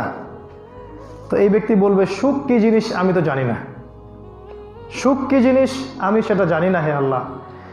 আবার এই পৃথিবীর সবচেয়ে দুঃখী মানুষটাকে, সবচাইতে যে মানুষটা দুঃখ কষ্ট ভোগ করেছে এই পৃথিবীতে, আল্লাহ পাক ওই মানুষটাকে নিয়ে জান্নাতে ঢুকাবেন, ঢুকিয়ে আবার বের করে নিয়ে আসবেন, বলবেন পৃথিবীতে কোনো দুঃখ পেয়েছো? সে বলবে, দুঃখ কি জিনিস আমি তো জানি না। এটাই হচ্ছে মহান সাফল্য, যালিকাল ফাউজুল কাবীর, আল্লাহ পাক বলেছেন, এটাই হচ্ছে মহান সাফল্য। অতএব পৃথিবীতে হয়তো আপনাকে কষ্ট করতে হবে, হালাল পথে চলতে গেলে, ইসলাম মেনে চলতে হলে, আদর্শ পরিবার গড়তে হলে, সবার মতো হতে পারবেন না, সবার স্রোতে গা ভাসাতে পারবেন না, সবচেয়ে একটু ব্যতিক্রম হতে হবে, কষ্ট করতে হবে, ইনশাআল্লাহ মৃত্যুর পর আপনি জান্নাতে যাবেন। ডিসিশন আপনি নেবেন যে আপনি কোন দিকে যেতে চান। খাবারের সোর্স খুব ইম্পর্টেন্ট টপিক, খুবই ইম্পর্টেন্ট, এটা নিয়ে একটা খুতবা দেওয়া যেতে পারতো, আমার হাতে সময় নাই। খাবারের রিজিকের সোর্স কোথায় আসছে এটা আপনাকে দেখতে হবে। আর 10 নাম্বারটা হচ্ছে পরিবারের মধ্যে পারিবারিক যে তালিম, কোরআন এবং সুন্নাহর পারিবারিক যে তালিম, এই তালিমটা সবসময় অব্যাহত রাখবেন। এটা কি শুধু বেদাতীদের কাজ নাকি? যারা বেদাতি, মানে স্পষ্ট বেদাতে আছে, তারাও দেখা যায় পরিবারে তালিম করছে। তা আমরা যারা সহি আকীদার কথা বলি, সহি আকীদার দাবিদার, আমরা, আমাদের ঘরে ঘরে কি তালিম চালু আছে? আমাদের মসজিদগুলোতে কি তালিম চালু আছে? আমরা কি সহি হাদিসের বইগুলোকে নিয়ে মানুষের ঘরে ঘরে যাচ্ছি, ডাকছি ইসলামের দিকে, হাদিসের দিকে, মসজিদের দিকে ডাকছি কি? দেখুন, আমরা সমালোচনা করতে বেশি পছন্দ করি, আসলে আত্মসমালোচনা করা উচিত, যে আসলে আমারই তো উচিত ছিল যে কোরআন এবং সহি জিনিসগুলোকে মানুষের কাছে বেশি বেশি প্রচার করা এবং ওদেরকে ইসলামের দিকে নিয়ে আসা। এখানে দল মত, মাযহাব, তরিকা, ফেরকা ওটা পরের বিষয়, আগে বেচারা আল্লাহর দিকে তো আসুক, নবীর দিকে তো আসুক, নামাজটা তো ধরুক, কোরআনের কাছে আত্মসমর্পণ তো করুক, নবীর সুন্নাহগুলোর উপর আমল করুক, পরে যখন সে বুঝতে পারবে এটা হক এটা বাতিল, ও নিজেই দেখবেন হক পথে চলে আসছে ইনশাআল্লাহ। এই কাজটা সহি আকীদার ভাইরা আমরা কি করছি? আমাদের সময় কোথায়? এই 10টা পয়েন্ট বললাম, আরও অনেক 10টা পয়েন্ট বলা যেত, আজকে আমি অত কিছু দিয়ে আপনার মাথা ভারী করতে চাচ্ছি না। আমি 10টা পয়েন্ট বলেছি, এই 10টা পয়েন্ট যদি আপনি আর আমি নিজেকেও বলছি, আপনাকেও বলছি, আমরা যদি পরিবারে বাস্তবায়ন করতে পারি, ইনশাল্লাহ দেখবেন একটা বছর আপনি খালি অ্যাপ্লাই করে দেখেন, 1 বছর পর আপনি দেখবেন আপনার পরিবারটা আর আগের মতো নাই, আপনার পরিবারের শান্তি, রহমত, বারাকা, সুকুন, প্রশান্তি নেমে আসছে এবং প্রতিটা কাজ আপনি দেখবেন আসান হয়ে যাবে, সহজ হয়ে যাবে। আল্লাহ পাক আপনার দায়িত্ব নিয়ে নেবেন যে আপনার কাজগুলো গুছিয়ে দেওয়ার দায়িত্ব আল্লাহ পাকের। 10টা কাজ কি বলেছি? 1 নাম্বার, আমার সাথে বলেন, আত্মসমর্পণ, আল্লাহ এবং রাসূলের সামনে মাথা নত করে ফেলা। যা আছে কোরআনে, যা আছে হাদিসে, আমি অবনত চিত্তে সেটা মেনে নিলাম। কোনো বিজ্ঞান, কোনো যুক্তি, কোনো দর্শন আমি খুঁজতে যাব না। আল্লাহ বলেছেন আর রাসূল বলেছেন, আমি মেনে নিয়েছি। আমার বুঝে আসুক আর নাই আসুক, কিছু বিষয় আমার বুঝে আসবে, কিছু বিষয় আমার বুঝে আসবে না। যেগুলো আমার বুঝে আসবে না সেগুলোর কোনো না কোনো ব্যাখ্যা আছে, সেটা আমি জানি না। এই হলো আমাদের কনসেপ্ট। এটাকে বলা হয় সাম্প্রদায়িক কনসেপ্ট এবং মৌলবাদী কনসেপ্ট। এটা না হতে পারলে আপনি পরিপূর্ণ মুসলিম হতে পারবেন না। আর পরিপূর্ণ মুসলিম না হতে পারলে আপনি কখনোই জান্নাতে যেতে পারবেন না। আপনাকে অসাম্প্রদায়িক জাহান্নামে ঢুকতে হবে। 2 নাম্বার বলেছিলাম, রাসূল সাল্লাল্লাহু আলাইহি ওয়াসাল্লামের সুন্নাহগুলো পরিবারে বাস্তবায়ন করা, শুরু থেকে নিয়ে শেষ পর্যন্ত, ঘুম থেকে ওঠা থেকে নিয়ে ঘুমানো পর্যন্ত প্রতিটা কাজ যেন নবীর সুন্নাহ অনুযায়ী হয়। এই জন্য আমি কয়েকটা বইয়ের নাম আপনাকে বলেছি। 24 ঘন্টায় রাসূলের আমল একটা বই আছে, আবার সুন্নাতে রাসূল সাল্লাল্লাহু আলাইহি ওয়াসাল্লাম এরকম কিছু বই আছে, হিসনুল মুসলিম এ ধরনের কিছু বই আছে। আর অনেক বই আপনি বাজারে পাবেন যেখানে সুন্নাহগুলো বর্ণনা করা আছে। রিয়াদুস সালেহিনটা পড়তে পারেন, এদিকে বুলুগুল মারাম এটা পড়তে পারেন, মিশকাতুল মাসাবি বইটা পড়তে পারেন। যে বইগুলো সহজ, যেখানে সুন্নাহগুলো সুন্দর করে দেওয়া আছে, এগুলো বাসায় পড়েন, দেখবেন আপনি পরিবারে প্রশান্তি পাচ্ছেন। বিশ্বাস করেন, একটা সুন্নাহ যদি কেউ দাঁতের মাড়ি দিয়ে আঁকড়ে ধরে থাকে, ওই যুগে যখন মানুষ সুন্নাহ থেকে সরে যাচ্ছে, নবীজি বলেছেন 50 জন শহীদ সাহাবীর নেকি সে পাবে। যে ব্যক্তি রাসূলের সুন্নাহ অনুযায়ী জীবনযাপন করবে, কিয়ামতের দিনে কিন্তু রাসূলুল্লাহ সাল্লাল্লাহু আলাইহি ওয়াসাল্লাম এই ব্যক্তির জন্য সুপারিশ করবেন। আর নবীজি যার জন্য সুপারিশ করবেন, ইনশাআল্লাহ সে জান্নাতে চলে যাবে ইনশাআল্লাহ। শুধু তাই না, আল্লাহ পাক বলেছেন, ইন কুনতুম তুহিব্বুনাল্লাহ ফাত্তাবিউনি, আমার ভালোবাসা পেতে চাইলে তোমরা আমার নবীকে অনুসরণ করো, তাহলে ইউহিব্বুকুমুল্লাহ, আল্লাহ পাকও তোমাদেরকে ভালোবাসবেন। ওয়া ইয়াগফির লাকুম যুনুবাকুম, তোমাদের গুনাহগুলো আল্লাহ মাফ করে দিবেন, তোমাদের সমস্ত গুনাহ আল্লাহ পাক মাফ করে দিবেন। আল্লাহু গফুরুর রহিম, আল্লাহ পাক পরম করুণাময়, অসীম দয়ালু। সুন্নাহর উপর কিছু নাই প্রিয় ভাইরা, প্রিয় বোনেরা এবং যারা আছেন যুবক ভাইরা, সুন্নাহর উপর কিচ্ছু নাই। একটা সুন্নাহ থেকে আপনি সরে যাবেন, আপনি সাফার করে পস্তাবেন। একটা সুন্নাহ, এই যে খাবার সুন্নাহ, শোনেন, খাবারের সময় সুন্নাহটা কি? 1 ভাগ খালি, 1 ভাগ পানি আর 1 ভাগ ফাঁকা, তাই না? জানেন তো এটা? হুজুর অবশ্য এটা কম জানে এখন আর কি। তাদের 3 ভাগই ভর্তি থাকতে হবে সবসময়। এটা উচিত ছিল না, অনাকাঙ্ক্ষিত। সবার কথা বলছি না, ম্যাক্সিমাম যারা মাশাআল্লাহ সুন্নাহ অনুযায়ী চলেন তারা চলেন। তো এই যে খাবারের সুন্নাহগুলো যদি আপনি ফলো না করেন, দেখবেন একটা সুন্নাহ ফলো না করার কারণে আপনাকে সাফার করতে হচ্ছে। ঘুমানোর সুন্নাহ, সুন্দর মতো অজু করে সুন্দর করে রাতের প্রথম অংশেই 10টা-11টার মধ্যেই ঘুমিয়ে যেতে হবে। যদি না ঘুমান, রাত জাগার অভ্যাস করতে থাকেন, দেখবেন আপনি নিজে সাফার করছেন, আপনার শরীর খারাপ হবে। যে কোনো সুন্নাহ, বাথরুমের সুন্নাহগুলো আপনি পালন করবেন না, আপনি রোগে বেশি আক্রান্ত হবেন। মানুষের সাথে মেলামেশা, ওই সুন্নাহ যদি আপনি ঠিক মতো না করেন, দেখবেন কলহ ফাসাদ বেশি বেশি হচ্ছে। পরিবারের সুন্নাহগুলো যদি না অ্যাপ্লাই করতে পারেন, দেখবেন পরিবারের শান্তি উঠে যাচ্ছে, ঝগড়া লাগছে। মানে সুন্নাহ এমন একটা জিনিস যেটা উসওয়াতুল হাসানা, সবচেয়ে উত্তম আদর্শ। একটা যদি আপনি মিস করেন, ওই একটা মিস করার কারণেই আপনাকে পস্তাতে হবে, মানে ফলটা আপনাকে ভোগ করতে হবে। তো সুন্নাহ 2 নাম্বার। 3 নাম্বারটা বলেছিলাম যে কোরআনের যে হকগুলা, এটা পরিবারের মধ্যে বাস্তবায়ন করা। পরিবারের প্রত্যেক সদস্য যেন কোরআন পড়তে জানে, বুঝতে জানে, কোরআনের দাওয়াত দেয়, সাধ্যমতো কোরআনের দাওয়াতি কাজ করে, কোরআনের অর্থগুলো বুঝে আমল করে, কোরআনের নিষেধ থেকে দূরে থাকে। খেয়াল রাখবেন এটা। প্রত্যেকটা বাসায় ফজরের নামাজের পর যেন কোরআন তেলাওয়াতের ধ্বনি উচ্চারিত হয়, এইটা আপনি এনশিওর করবেন, নিশ্চিত করবেন। পরিবারের কর্তা হিসেবে এটা আপনার দায়িত্ব যে আপনার বাসায় প্রতিদিন ফজরের নামাজের পর যেন 1 ঘন্টা কোরআন তেলাওয়াত হয়। আপনি কি আল্লাহর কিতাবকে ভালোবাসেন না? যে কিতাব আপনার পক্ষে কথা বলবে অথবা আপনার বিপক্ষে কথা বলবে। আমি অনেক দিন আগে একটা লেকচারে বলেছিলাম, যারা কোরআনের হক আদায় করে না, কোরআন তাদের পক্ষে কথা বলবে না। যারা কোরআন তেলাওয়াত করা শিখলো না, শেখার চেষ্টা করলো না, কোরআনের অর্থটা বোঝার চেষ্টা করলো না, কোরআনের কোনো আদেশই মানে না, কোরআন নিষেধগুলো বর্জন করে না, এইসব ব্যক্তিদের জন্য কোরআন সুপারিশ করবে না। উল্টা কোরআন এদের বিপক্ষে সাক্ষী দিবে। নবীজি বলেছেন, আল কোরআন হুজ্জাতুন লাকা আও আলাইক, হয় তোমার পক্ষে সাক্ষী দিবে, না হয় তোমার বিপক্ষে সাক্ষী দিবে কোরআন। পরিবারে এনশিওর করেন যাতে করে পরিবারে কোরআন তেলাওয়াত বেশি বেশি হয়। কোরআনের তাফসির যেন তেলাওয়াত আপনারা তালিমি বৈঠকে তাফসির পড়ে শোনানো হয়। প্রতিদিন 5টা করে আয়াত, 10টা করে আয়াত ফিক্স করে আপনারা পরিবারের মধ্যে চর্চা করেন কোরআনের। কোরআন নাই, পরিবারে কোনো বারাকা নাই। কোরআন আছে, পরিবারে বারাকা আছে। আল্লাহর ওয়াস্তে আমি অনুরোধ করছি, আল্লাহর ওয়াস্তে আগামী রমাজান আসার আগেই প্রত্যেক পরিবারের মধ্যে কোরআনের তেলাওয়াত এবং তালিমটা চালু করে ফেলেন। যারা শিখেছেন আলহামদুলিল্লাহ, আবার শেখেন। যারা শেখেন নাই, আল্লাহর ওয়াস্তে শিখে ফেলেন। শয়তান আপনাকে 3টা ধোঁকা দিবে এখানে, শুনে রাখেন।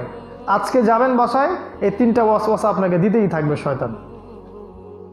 একটা আপনাকে দিবে যে আমি অনেক জানি, আমার এগুলা জানার দরকার নাই। শয়তান আপনাকে বুঝাবে এটা, আর কত তেলাওয়াত শিখলাম, এগুলা হুজুর বললেই হইল।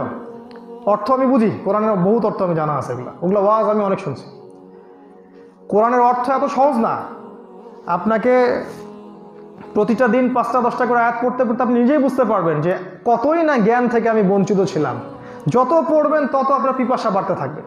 যত পড়বেন কোরআন তত পিপাসা বাড়তে থাকবে যে আগে কেন জানি নাই, আহারে আগে কেন জানি নাই, কি ভুলটা করলাম, যৌবনটা চলে গেল। আপনার মধ্যে একটা হতাশা, দেখবেন অস্থিরতা কাজ করবে যে কোরআন ছাড়া আপনি চলতে পারবেন না। একদিন কোরআন পড়বেন না, কোরআন আপনার মনের মধ্যে কড়া নাড়বে, নক করবে যে আজকে তো আমাকে পড়লা না, আজকে তো আমাকে পড়লা না। কোরআন আপনার সাথে কথা বলবে ইনশাআল্লাহ। যদি কোরআন না পড়ার কারণে আপনার ভিতরে একটা তাড়না সৃষ্টি না হয়, তাহলে বুঝবেন যে আপনি কোরআনকে ভালোবাসেন না। যে কোরআনকে ভালোবাসতেন, কোরআন না পড়ার কারণে আপনার তাড়না সৃষ্টি হবে একটা, কবে কখন কোরআন পড়বো, আজকে পড়া হলো না, 7 দিন থেকে পড়া হচ্ছে না, এরকম মনে হয়। মনে না হলে অন্তর মরে গেছে। কোরআন পড়া শেখার নিয়াত করার সাথে সাথেই শয়তান আপনাকে বুঝাবে যে আমি অনেক জানি, আমার জানার দরকার নাই। অথবা আপনাকে বুঝাবে যে আমার দ্বারা হবে না, আমি পারবো না, আমার দ্বারা হবে না, আমি পারবো না। শয়তান এটা আপনাকে বুঝাবে, আমার বয়স হয়ে গেছে, আমার দ্বারা হবে না। আর এই যুবক ভাইদেরকে শয়তান বুঝাবে আজকে থেকেই যে অনেক সময় বাকি আছে, পরে শিখে নেবেন। এটা তোমাদেরকে বোঝাবে। এবং এই বিশ্বাস যারা করছে আর কি, যে অনেক সময় বাকি আছে, পরে শিখে নিব, এরা কবরে চলে গেছে, শিখতে পারে নাই। কারণ তোমার জন্য সময় বসে থাকবে না, তোমার হায়াত তোমার জন্য বসে থাকবে না। একটা করে দিন যাচ্ছে, একটা করে রাত যাচ্ছে, তোমার হায়াতের একটা গাছ আছে, ওই গাছ থেকে একটা একটা করে পাতা ঝরে পড়ছে। ওই পাতা একটা ঝরে পড়লে ওটাকে লাগানো যাবে না, যেটা পড়ে গেছে শেষ। আমাদের বয়সী কত ছেলে যে মারা গেছে তার ঠিক নাই, বিশ্বাস করেন এটা? আমাদের বয়স 30-32 বছর কত ছেলে। আর এখন তো আমি দেখতেছি, এখন তো 18 থেকে 25 বছরের ছেলেরা আর মেয়েরা মারা যায় সবচেয়ে বেশি আত্মহত্যা করে, বিষ খাচ্ছে, গলায় ফাঁসি দিচ্ছে। দেখবেন যে ওই যে গুন্ডানি মাস্তানি করতে গিয়ে মারা যাচ্ছে। আবার ওইদিকে আপোষে, ওই যে কি বলে, হ্যাঁ ওইটাই বলতে চাচ্ছিলাম, আপোষে প্রেমের সম্পর্ক, ওইখানে মারা যাচ্ছে। আবার দেখবেন পলিটিক্যাল ঝামেলায় মারা যাচ্ছে, মানে হার্ট স্ট্রোক, হঠাৎ করে মারা যাচ্ছে, অ্যাক্সিডেন্টে মারা যাচ্ছে। কোনো বাইক নিয়ে যাচ্ছে এমনভাবে যে ও বিশ্বের রাজা, ধাপ করে একটা অ্যাক্সিডেন্ট হয়ে মরে পড়ে গেল, শেষ। সেদিন দেখলাম একটা মডেল, 20-22 বছর একটা তরুণী, একদম টকবকা তরুণী, যৌবন, খুব মজা করে একদম রাস্তা দিয়ে হাঁটতেছে, ট্রাক এসে পিছিয়ে দিয়ে চলে গেল। কি এটাই তো দুনিয়ার জীবন। যুবকরা যদি এর চিন্তা করো যে আমার অনেক সময় পড়ে আছে, আমি শিখে নিব পরে, তোমার চেয়ে বোকা মানুষ পৃথিবীতে আর কেউ নাই। এই ভুলটা করতে যাবে না। তো প্রিয় ভাই বোনেরা এবং মা বোনেরা যারা আছেন, সবাইকে নাসিহা করব, পরিবারে কোরআন কায়েম করেন। আগামী রমাজান আসার আগেই আপনারা নিয়াত করবেন এবং বাস্তবায়ন করবেন যাতে প্রতিটা বাসায় বাসায় এই গ্রামের কোরআন তেলাওয়াত চালু হয়ে যায়। ফজরের পর মিনিমাম 1 ঘন্টা কোরআন তেলাওয়াত চলবে, সব কাজ বন্ধ। কোরআন তেলাওয়াত শেষ, তারপরে আপনি কাজ শুরু করবেন। এরপরে দেখেন আপনার দিনটা কেমন যায়, আপনার দিনে কেমন বরকত আসে আপনি দেখেন। বিশ্বাস করেন, যারা শেষ জামানায়, এই যে শেষ জামানা এখন চলছে, এই শেষ জামানায় কোরআনকে সময় দিবে না, ওদের বছর চলে যাবে মাসের মতো, মাস চলে যাবে সপ্তাহের মতো, সপ্তাহ চলে যাবে দিনের মতো। যাচ্ছে না এরকম আপনাদের? এর কারণ হচ্ছে কোরআন আপনার জীবনে নাই। কোরআনকে নিয়ে আসেন, সময়ের বরকত আসবে, আপনার সময় তখন বছর মাসের মতো যাবে না। অর্থ বোঝার চেষ্টা করেন, তেলাওয়াত চালু করেন, কোরআনের তালিম চালু করেন, আর কোরআন পড়ে যেটা বুঝবেন সেটা আমল করেন। কারণ বুঝার পরে আমল না করলে মুসিবত।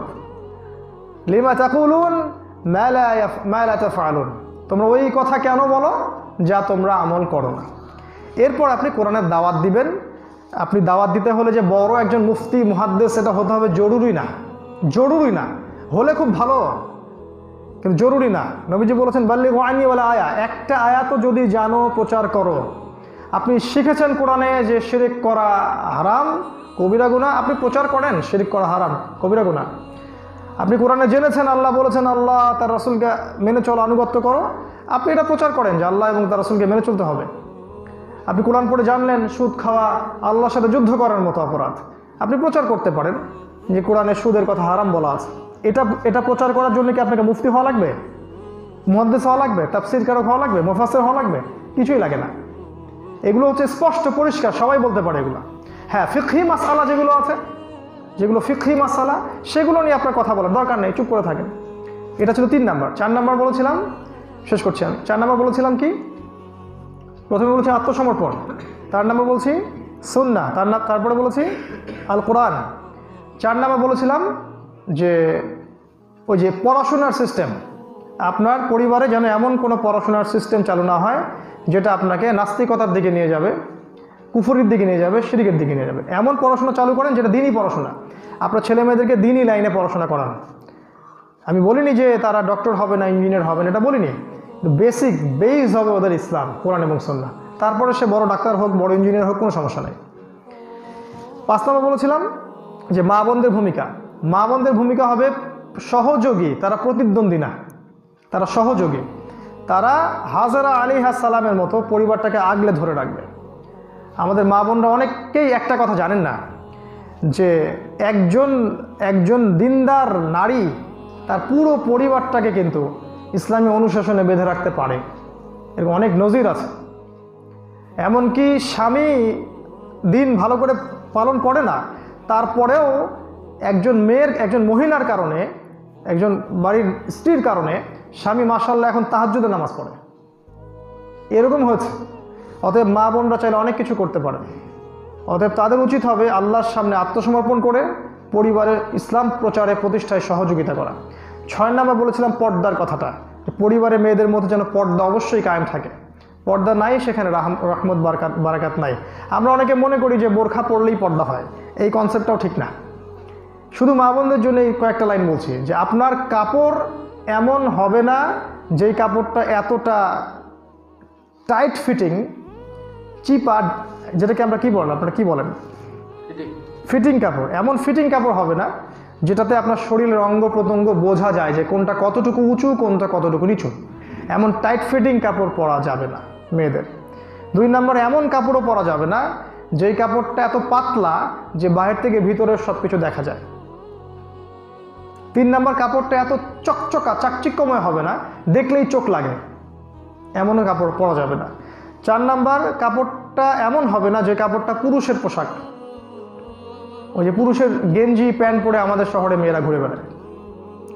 আপনাদের এখানে আলহামদুলিল্লাহ এটা নাই।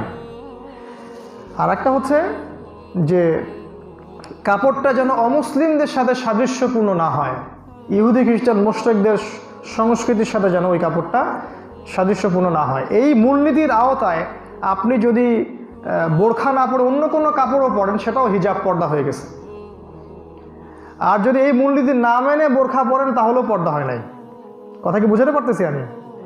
এই 5টা মূলনীতি মেনে যদি আপনি বোরখা না পরে অন্য কাপড়ও পরেন, আপনার পর্দা হয়ে গেছে মাশাআল্লাহ।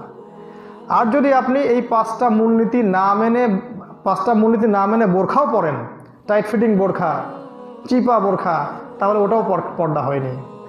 আর শুধু পোশাকটাই পর্দা না, আপনার আচরণ, আপনার চলাফেরা, আপনার ওঠা বসা সবই পর্দার অন্তর্ভুক্ত। মেয়েদের মধ্যে লাজুকতা থাকবে, মমতা থাকবে, হৃদয়ের ভালোবাসা থাকবে, আদর মহব্বত থাকবে, এগুলো দিয়ে সে পরিবারটাকে আগলে রাখবে। আর আমাদের স্বামীদেরকেও বলবো, তাদেরও উচিত হবে না অন্যের মেয়েকে যে এত আদর করে ঘরে নিয়ে আসছি তাদের প্রতি কঠোর হওয়া, তাদের প্রতি ঝগড়াঝাঁটি করা, তাদেরকে অপবাদ দেয়া, গালিগালাজ করা, কথায় কথায় খোঁটা দেয়া, এটা আমাদের উচিত হবে না। এটা আমাদের জন্য মোটেই উচিত হবে না। যদি আমরা এটা করি আল্লাহ পাক আমাদেরকে জবাবদিহি করাবেন অবশ্যই। একটা খালি কথা চিন্তা করবেন তাহলে যথেষ্ট। যে মেয়েটাকে আপনি ঘরে নিয়ে আসছেন আপনার স্ত্রী হিসেবে, সে মেয়েটা কারো না কারো মেয়ে, আর একদিন আপনারও মেয়ে হবে। এবং এই মেয়ের ব্যাপারে আপনি চাইবেন না যে আমার মেয়েটা এমন কোনো বাসায় যাক যে বাসায় ওকে যৌতুকের জন্য চাপ দেওয়া হচ্ছে, তাকে ধমকানো হচ্ছে, তাকে মারা হচ্ছে, তাকে খোঁটা দেওয়া হচ্ছে। আপনি আপনার মেয়ের সাথে যেটা চান না অন্যের মেয়ের সাথে সেটা করবেন না। অনুরোধ, আমার মেয়ে আছে, আমি কি চাইবো আমার মেয়ে এমন কোনো জায়গায় যাক যে জামাই ওকে কথায় কথায় প্রহার করে, কথায় কথায় মারে পিটায়? কখনো চাইবো না। আমি যদি এটা না চাই তাহলে আমার ঘরে যে মেয়ে আছে, যে স্ত্রী আছে, সেই স্ত্রী তো কারো না কারো মেয়ে, তাই না? এই জায়গায় চিন্তা না করতে পারলে আপনি স্ত্রীর মূল্য বুঝতে পারবেন না।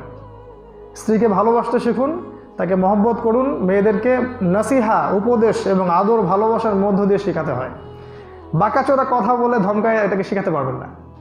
তার এরকমই সৃষ্টি। যত আদর মহব্বতে শেখাবেন তত অনুগত হবে, যত কঠোর হবেন তারাও বেঁকে বসবে। নবীজি কি বলেছেন? এটা বাঁকা হার, চাপ দিতে গেলে ভেঙে যাবে।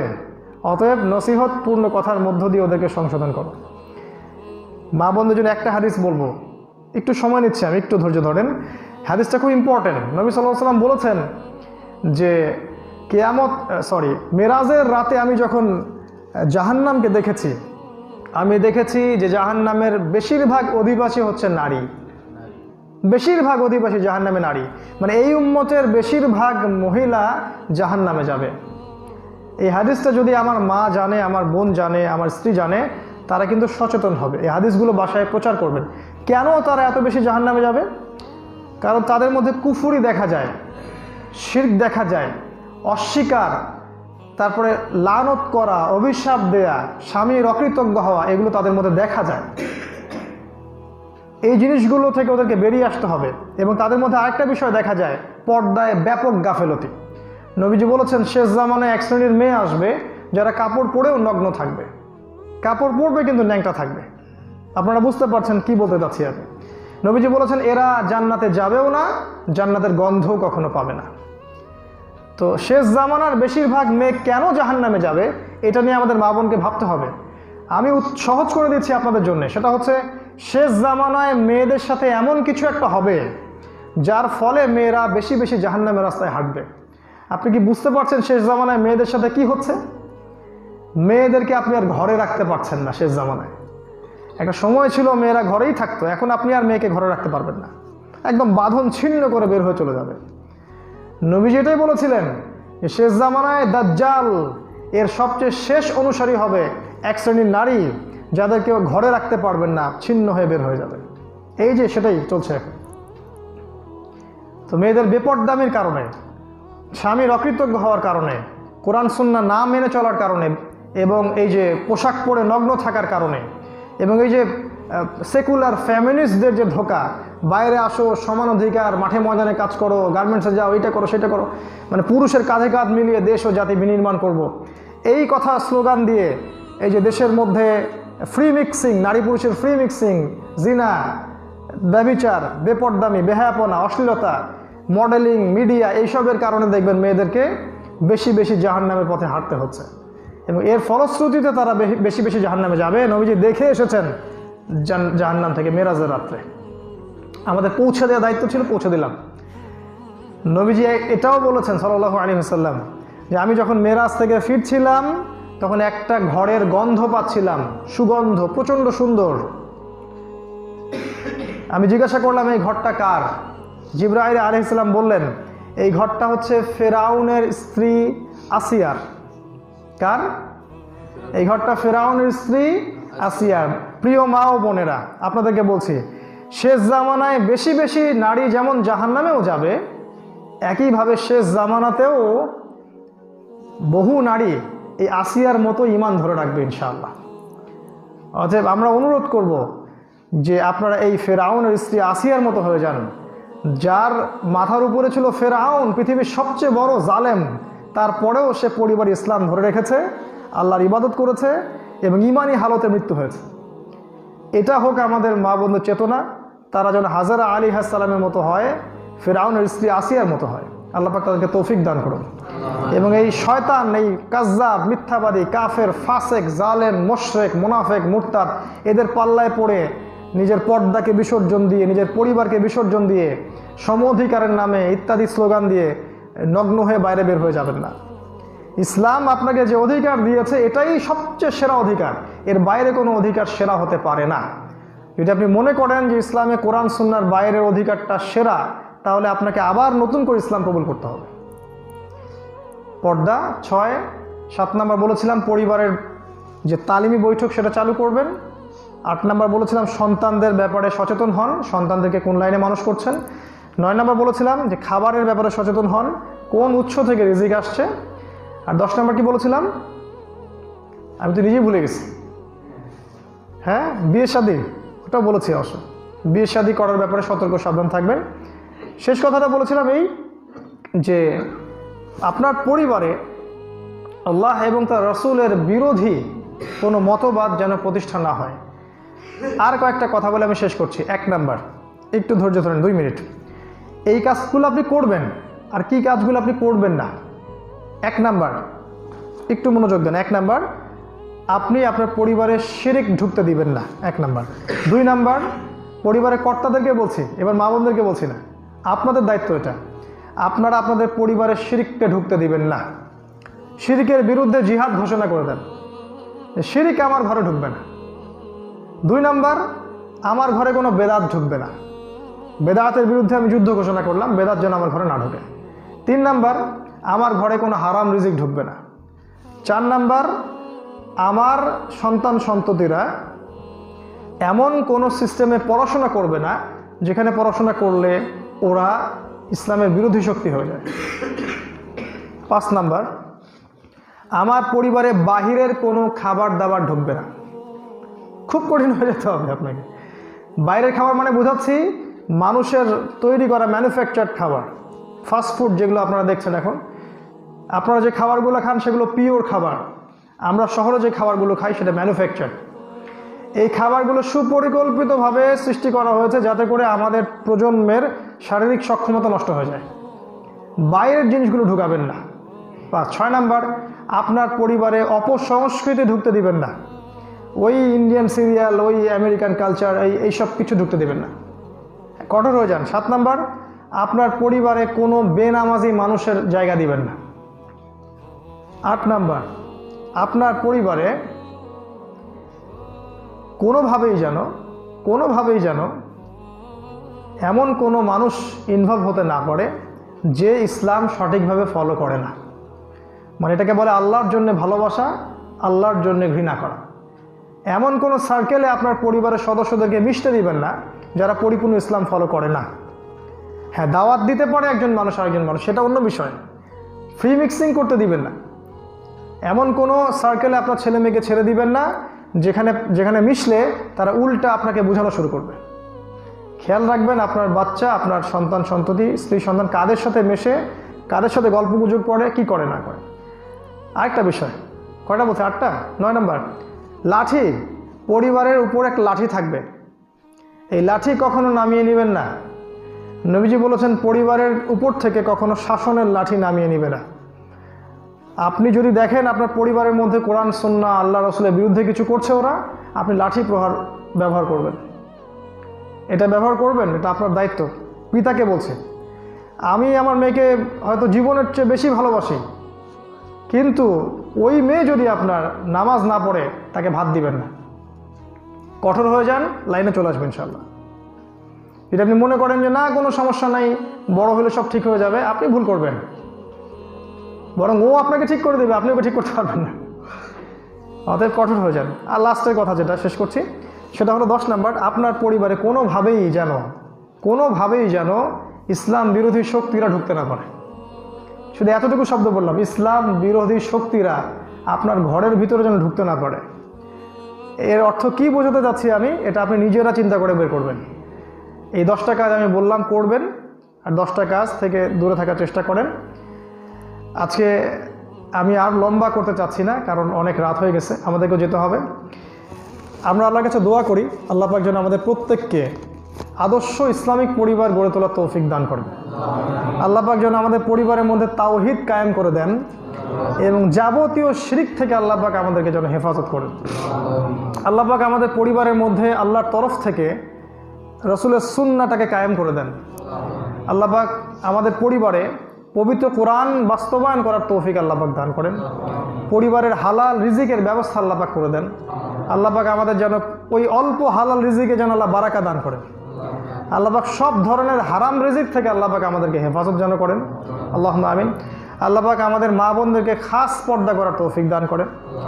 আল্লাহ পাক আমাদের ঘরগুলোর মধ্যে যেন ওই ইহুদি খ্রিস্টান মুশরিকদের কোনো সংস্কৃতি ঢুকতে না পারে এই ব্যবস্থা আল্লাহ পাক যেন করে দেন।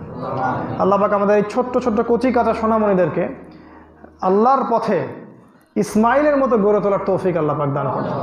সবশেষে দোয়া করছি আল্লাহ পাক আমাদের প্রত্যেকটা পিতাকে ইব্রাহিমের মতো তার পথে কবুল করুন, প্রত্যেকটা সন্তানকে ইসমাইলের মতো তার পথে কবুল করুন এবং প্রত্যেকটা মা বোনকে আল্লাহ পাক হাজেরা আলাইহিস সালামের মতো তার পথে কবুল করুন। আল্লাহুম্মা আমিন।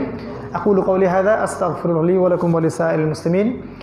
বারাকাল্লাহু লানা ওয়া লাকুম বিল আয়াতিল হাকীম ইন্নাহু তাআলা জাওয়াদুন কারীম ওয়ার রাউফুর রহিম। সুবহানাকাল্লাহুম্মা ওয়া বিহামদিকা আশহাদু আল্লা ইলাহা ইল্লা আনতা আস্তাগফিরুকা ওয়া আতুবু ইলাইক। আসসালামু আলাইকুম ওয়া রাহমাতুল্লাহি ওয়া বারাকাতুহু।